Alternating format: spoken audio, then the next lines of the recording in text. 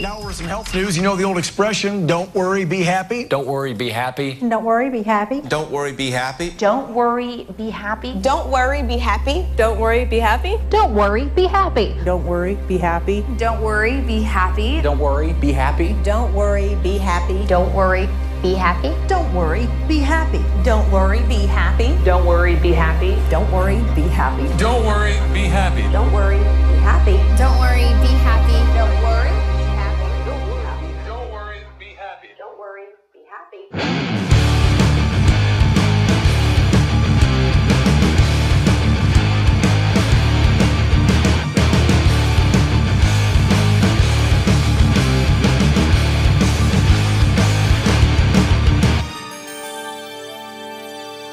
Ashley Banfield from a parking lot in Phoenix reporting via satellite with Nancy Grace, who seemed to be in the same parking lot in Phoenix.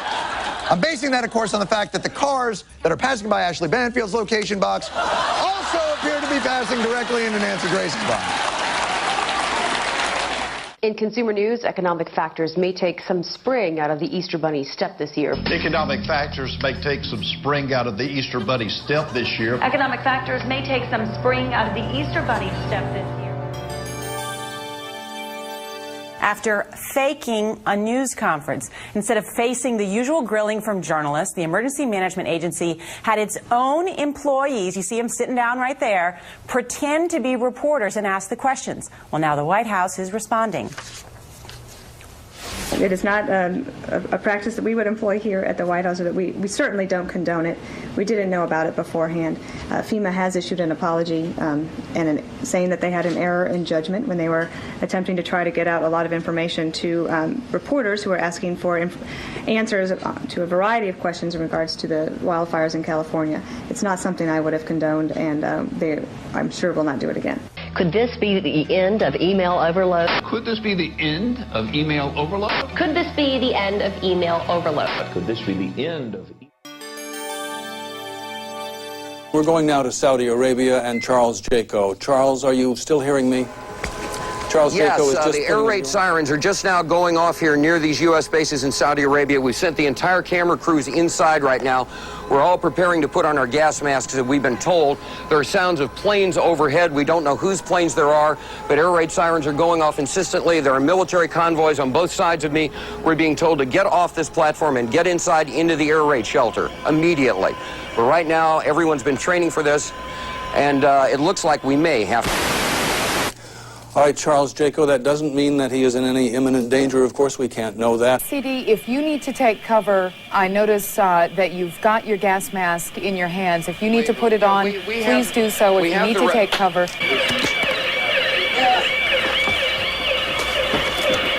People are looking up in the skies, scanning the skies to see what they can see.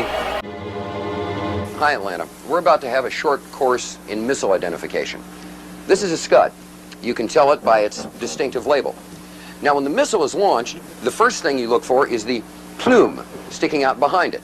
Now, when you detect this, you can tell it's been launched. Thank you. See the graffiti on it? Yeah, show me graffiti. Larry King show or bust. Je suis un journaliste américain. Woof. Woof. Woof.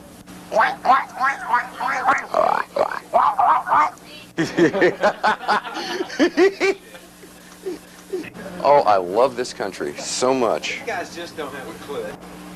Well, Cheryl, it was almost exactly 2 hours ago when the sirens went off here in Saudi Arabia. Where we are in eastern Saudi Arabia, there was no problem. Now, let me just size my mask and fit it for a second, just like I always do. Stand by, please. All clear. They're... Shh. What are they saying? Are they saying all clear? Yes, ma'am. I can't hear. Were they saying all clear down there just now? I didn't hear it. Understand.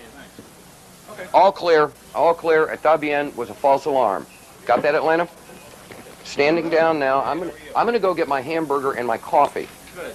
We just got the all clear. All clear. Every time I order something, this happens. All clear. Thank you. Do you have any people paid by the CIA who are working for television networks This, I think, gets into the kind of getting into the details, Mr. Chairman, that I'd like to get into in executive session. U.S. President George Herbert Walker Bush pushes for a land war against Iraq. But polls show the U.S. public is split 50-50 on that idea. Then comes this eyewitness testimony before a congressional committee from a 15-year-old Kuwaiti girl. The claim is she cannot be identified for fear of reprisals. While I was there, I saw the Iraqi soldiers come into the hospital with guns. They took the babies out of the incubators, took the incubators, and left the children to die on the cold floor. The U.S. public is outraged. The result? Support for land war zooms. It's a turning point. Desert Storm is launched. 135,000 Iraqis are killed. An estimated 1 million Iraqis, many of them children and old people, then die as a result of 10 years of sanctions. One small problem. There never were any incubator baby deaths, not one. The Canadian Broadcasting Corporation's investigative flagship program, The Fifth Estate, reveals the girl to be the Kuwaiti ambassador's daughter, given her lines and coached in acting by the giant American PR firm Hill & Knowlton. It's one phase in a $10 million joint U.S.-Kuwaiti campaign of deception. This man is lying.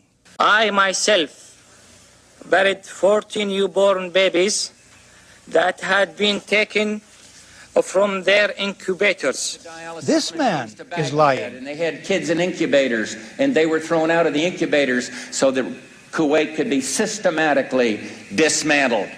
There were a lot of people who participated in a conspiracy. Yes, an out-and-out conspiracy of fake organizations, false documents, fraud, and disinformation. Do you have any people being paid by the CIA who are contributing to the national news services, AP and UPI? Well, again, I think we're getting into the kind of detail, Mr. Chairman, that I'd prefer to handle in executive session. I'm Ray McGovern, a 27-year veteran of the Central Intelligence Agency. Why did you lie to get us into a war that was not necessary and that has caused these kinds of casualties? Ruh-roh. First of all, I haven't lied. Oh, he didn't lie. All right, well, that settles it, everybody. There's pound cake in the back. We can all have a nice time. And it appears that there were not weapons of mass destruction there. You said you knew where they were. I did not. See? He never said he knew where they were. We know where they are. They're in the area around Tikrit and Baghdad and east, west, south, and north somewhat. So the Secretary of Defense caught in a contradiction about weapons of mass destruction. Surely that will be a big story. How much of an axe do you have to grind with Secretary Rumsfeld? But he wasn't just any heckler. Were you nervous? Tucker, I resent the word heckler. I'd like you to take that back. Okay, I'm not taking it back. Donald Rumsfeld encouraged whoever, I think, had their hands on you at the time to let you stay there. Does he get any credit for that today? Isn't it enough that he was wrong and had bad judgment? Why does he have to be a liar, too? Well, you know, that's the question you'd have to direct to him. But won't. Right after 9/11, people were asked about Iraq, and only about 16% felt Saddam Hussein had anything to do with it.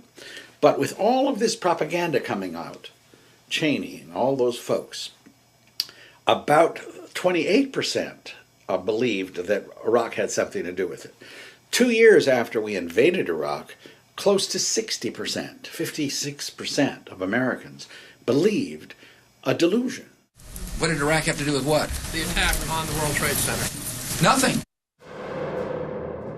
There are 5 giant multinational corporations who control all 14,000, virtually all 14,000 radio stations in America, all 5,000 television stations, 80% of our newspapers, all of our billboards, and most of the large internet content providers.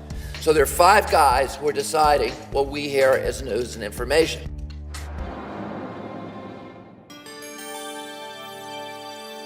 Iraq's continued defiance of the community of nations presents a challenge which must be addressed. Presents a challenge which must The member be for addressed. Grindler.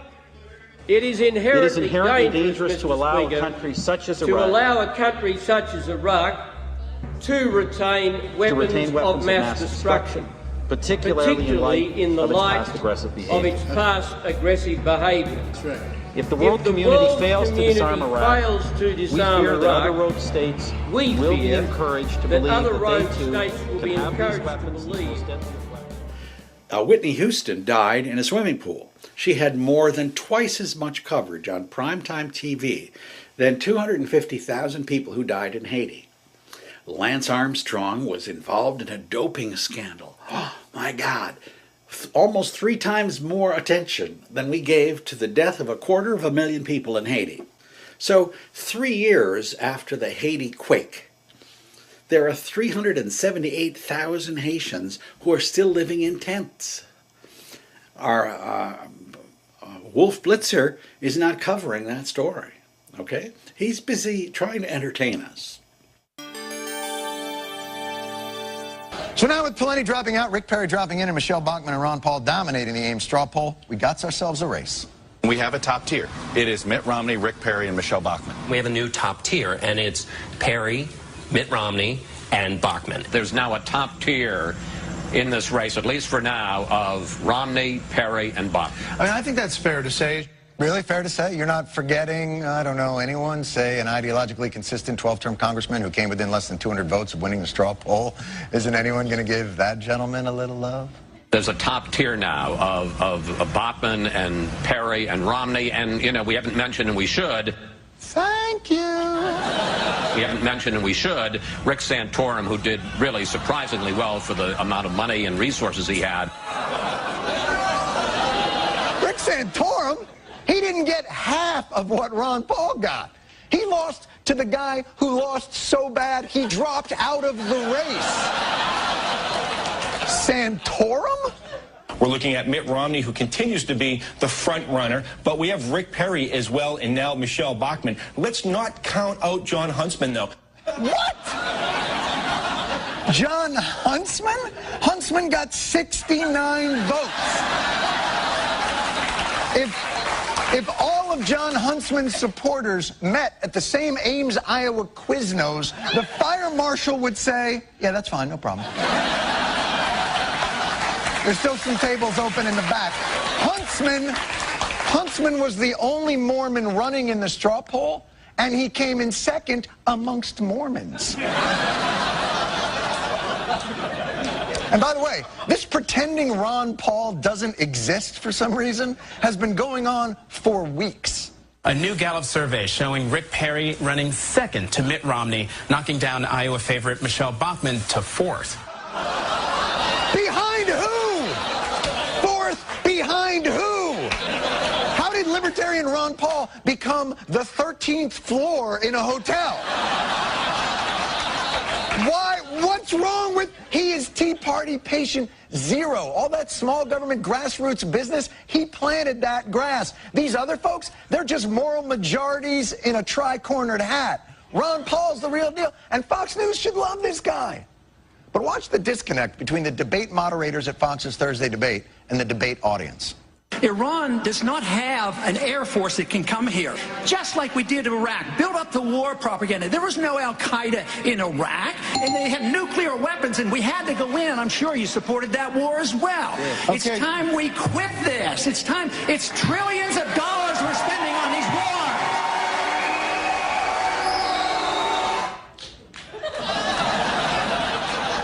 What's with the smirk and the eye roll? The crowd goes nuts and you do one of these.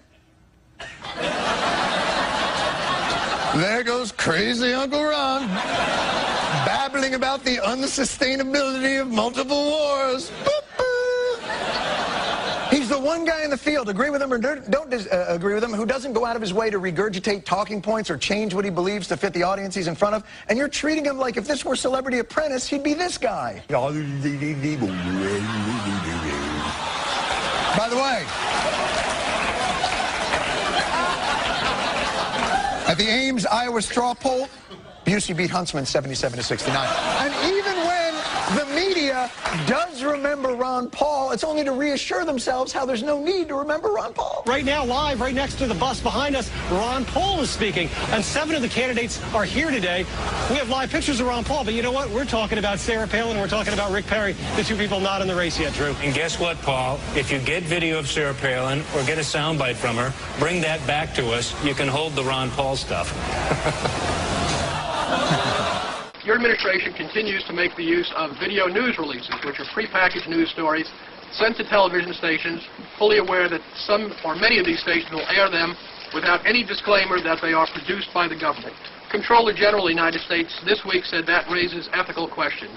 Does it raise ethical questions about the use of government money to produce stories about the government that wind up being aired with no disclosure that they were produced by the government? There is a Justice Department opinion that says these pieces are within the law so long as they're based upon facts, not advocacy. Jane, what more can you tell us about the Salomon Brothers building and its collapse?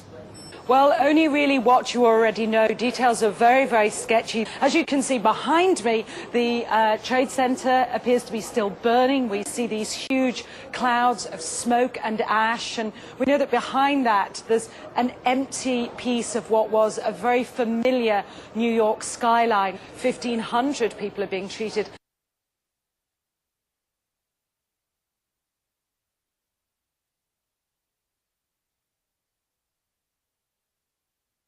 The collapse of World Trade Center 7 on 9/11 was a rare event. Our study has identified thermal expansion as a new phenomenon that can cause the collapse of a structure.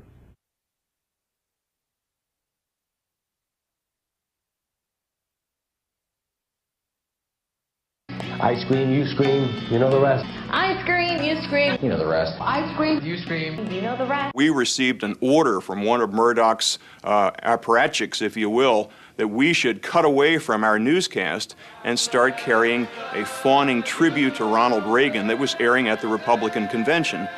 We were stunned because up until that point we were allowed to do legitimate news, and suddenly we were ordered from the top to carry propaganda, carry Republican right-wing propaganda. The U.S. State Department calls him one of the most significant financial sponsors of Islamic extremism in the world.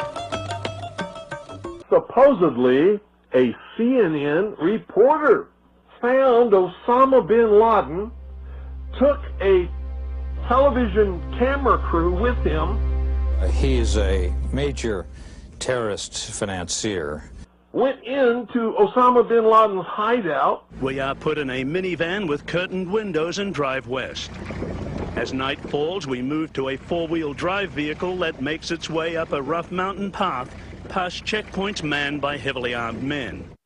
Interviewed him and his top leadership, his top lieutenants and colonels and generals in their hideout.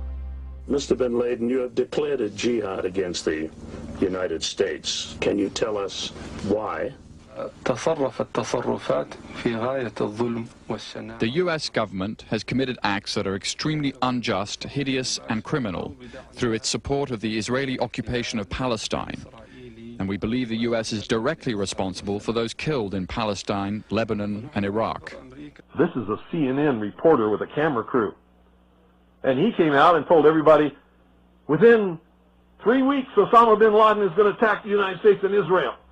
Now, don't you think that's kind of strange, folks? You see, because the largest intelligence apparatus in the world, with the biggest budget in the history of the world, has been looking for Osama bin Laden for years and years and years, and can't find him. Some doofus, jerk-off reporter with a camera crew waltzes right into his hideout and interviews him. Now, that tells us two things. Either everyone in the intelligence community and all of the intelligence agencies of the United States government are blithering idiots and incompetent fools, including the entire apparatus of the FBI and all of their personnel, or they're lying to us. They're not looking for him at all. I suspect your research has discovered the memoranda that were written by John Moody and by Roger in terms of setting the tone for the day. The message of the day is a very political device. Let's spend a good deal of time on the battle over judicial nominations, which the President will address this morning. Nominees who both sides admit are qualified are being held up because of their possible, not demonstrated, views on one issue, abortion. This should be a trademark issue for FNC today and in the days to come. There was nothing covert about the way the managing editors in New York or Washington operated. They made it perfectly clear what they expected from us. The so-called 9/11 Commission has already been meeting. This is not what did he know and when did he know it stuff. Do not turn this into Watergate. Every morning there was a detailed list of subjects to talk about and not talk about.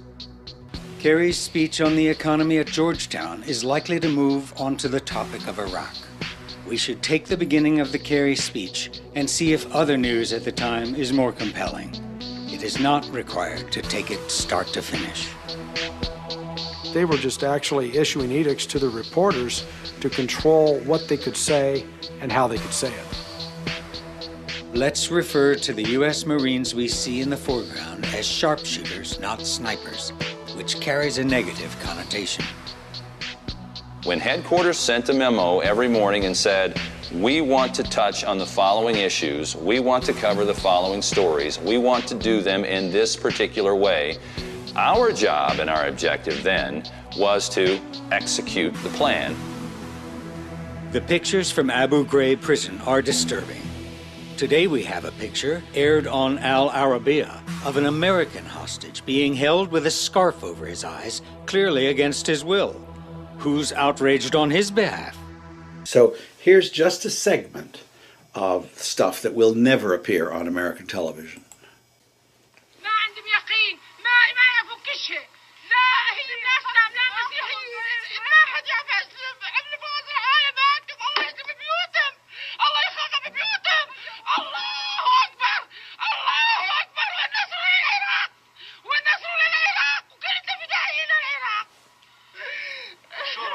يضربوا المدنيين يعني؟ ايه مدنيين هي كله هذا بيت عمنا كله مدنيين هم عسكريين كله مدنيين يضربون من الله ينتقم منهم حسبي الله ونعم الوكيل حسبي الله ونعم الوكيل 5 جنازات من جنازات بفقد بيت يا الله يا الله يا الله يا الله الله انتقم منهم الله خلحقنا منهم وينك الله وينك الله. So there are 100,000 stories like that that simply do not get into our consciousness, and so we remain kind of immune from having to deal with the consequences of our collective behavior. The documentary that we just saw a clip of never aired. It never aired on CNN International. Why not? Well, I still haven't been given an exact reason as to why it didn't air. I went and visited with the president of CNN International, Tony Maddox, twice on behalf of my dumbfounded crew, and we were never given an answer. And so I started investigating the situation, Liz, after several employees who'd been at the network for years approached me and said, you need to look into this. There's something going on. It's very strange they're not airing your documentary. And after some investigation, we found out that CNN International is actually making money from the Bahrain regime. They are a customer of Bahrain. Bahrain is paying CNN International to create content that shows Bahrain in a favorable light, and then air, also not only to create that content, Liz, to then air that content on CNN International. And in one of the shows, it was called I List Bahrain. It was back in 2010. It was sponsored by Bahrain. And Richard Quest was live from the country for a week talking about the Formula One race and how progressive Bahrain was and how the Crown Prince was a reformer. Well, we saw in February 2011 that under the Crown Prince's rule, the military troops shot and killed unarmed protesters in broad daylight. And this is very dangerous because what CNN is doing, and they're not only taking money from just Bahrain, they've also produced similar content for Georgia, Kazakhstan, and other nations as well, Lebanon. And what makes this dangerous is they're not disclosing to the viewers that these sponsored programs are actually being sponsored. Or if they are disclosing it, it's in very small gray lettering at the bottom of the article. Whether it's CNN or CBS or NBC, it's all fiction. People making the junk know that. The viewers suspect it, but where are they going to turn to?